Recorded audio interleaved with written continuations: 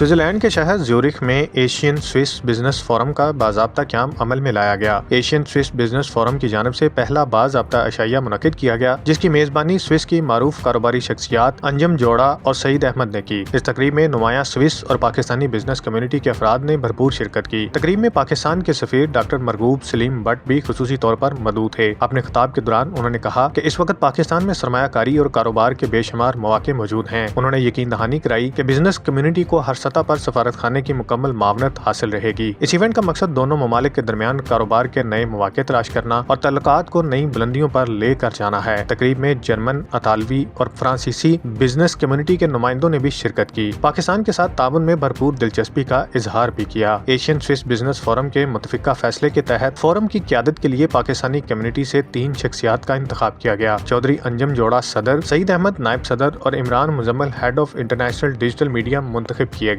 दूसरी जानब Swiss business community की नुमाइंदगी के लिए मोहतरमा माया मारिया मारबर्गर, गोइडो त्रेवेजान, काई ओवो मार्को आर्डेट और कार्लो फ्रोलेस्टाल को मुंतखब किया गया। मीडिया से गुफ्तगू करते हुए मुंतखब होने वाली तमाम शख्सियात ने कहा कि वो इस फोरम के जरिए पाकिस्तान और स्विट्जरलैंड समेत यूरोप के दीगर ममालिक के साथ कारोबारी रवाबत को मजीद वुसअत देने के लिए पुरअज़्म हैं। Imran Muzammil, bureau chief, 39 news HD, Switzerland.